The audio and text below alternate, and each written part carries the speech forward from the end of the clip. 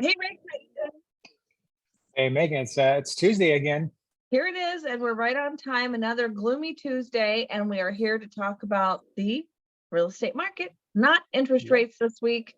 And, Rick and I struggle to come up with relevant topics to share information to get people educated. And some weeks are more inspiring than others, but this week, Rick has come up with a very good topic I thought was it's really in the weeds, but for those who like to know how Yeah. things work, this is going to be an episode for you. Okay, go ahead, Rick. Tell us what we got on our schedule today.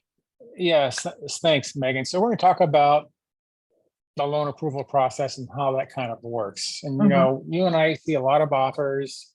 We get these approval letters from lenders, from loan officers, saying they're approved, we're good to go. And then at some point before close of escrow, usually about 3 weeks into escrow, you have all these problems all of a sudden cropping up. And then you know what happens after that sometimes. So let's talk about what these questions are. The first question is, can a loan officer approve a loan? And so, well, yes and no, because what you typically get on an offer is what's called a DU approval, which essentially is an automated approval that's produced by the loan officer. So in essence, that is kind of a loan approval, but it is an automated approval. Here's the important thing. That approval, though, Megan, is based on the data and the information that loan officer inputs to the system. That is the most important part of what you just said. So if a loan officer doesn't know how to calculate income and they enter the income in there like it's a regular old, salary job, and it's not, then your DU approval means nothing. Yeah, that's exactly correct. And so, that's what happens. So we'll talk about that in a minute.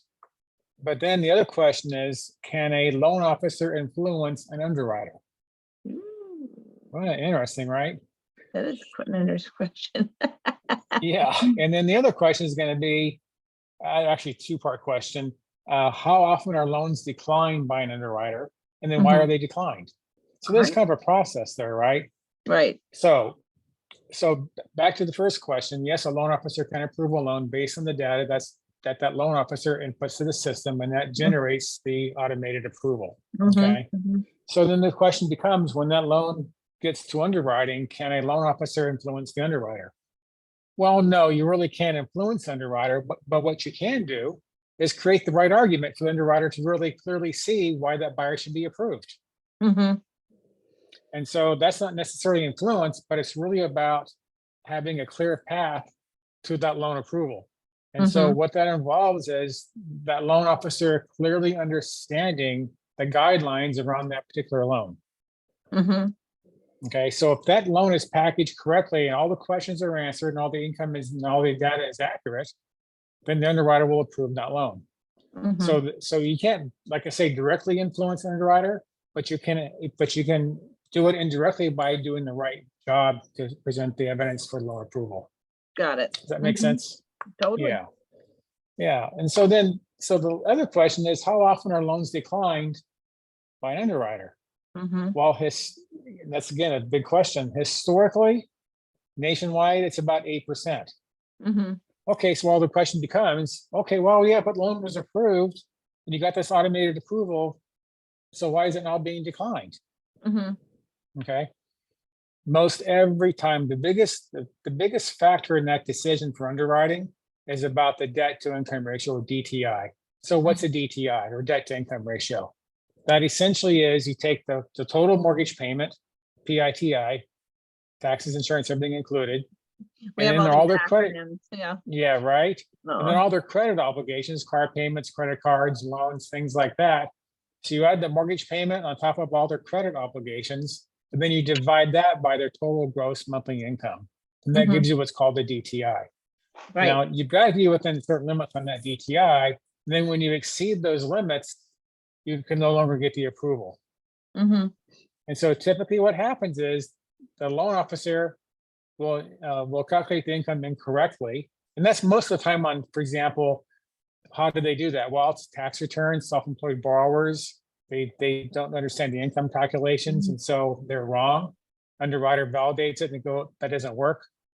They might also not have the correct overtime earnings or bonus earnings, things like that. And there's ways to calculate that.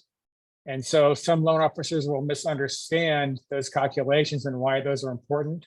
But then when the underwriter calculates it, and then what really validates it, that makes the ratio too high. Right. Just like, you know, That's really the biggest reason. if somebody's only been getting bonuses for 1 year or something, and the Right. loan officer doesn't know that you can't, you know, count that as income until it's been 2 or something like that, then you're toast. Yeah. Yeah, they miss things on tax returns. They miss things on income. Mostly it's income related. Those are really the bigger reasons. So there's a lot that goes into that process. And that's why, as you know, when we work on transactions, we're very clear on what that process is. And we're Right. going to really, as much as we can, validate all those financials right up front. Mm-hmm. So that when we issue a DU, quote unquote, a DU loan approval, I've already validated that income. I know how to calculate it. So my income is correct. And that's Yeah, why it's we really have a very important high in this, success rate. Yeah. this market is to get your loan approved, because we're all in a crunch for Oh boy. Yeah. getting our offers accepted. Well, that's really great information, and things are still the same here. Not very many houses for sale, and those that do get put up for sale at a reasonable price, you know, it's multiple offer mayhem. But if it is overpriced, it will just sit there. So so it's kind of the same story as usual. Yeah, it's for sure. I don't see that changing anytime soon either, to be honest with you. I think you agree Right. with that. But Yeah. that's also the reason why it's so darn important for us to be very prepared when we go into writing offers. So we have the validated financials, we have a solid loan approval that we really can perform. Yeah. So people, like, don't mess around, you know. Yeah. Get all your information in, all your paperwork, and then I tell the people that we work with to keep a copy of everything that they're getting, because sometimes it takes months and months to find a house, but they need to keep their bank statements updated and everything else, so you can get them quickly and get it done. Good advice. I love it. Well, good. Well, thank you, Rick, for that information.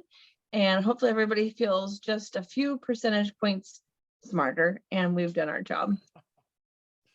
I'll see you next week. Thanks, Megan. See you.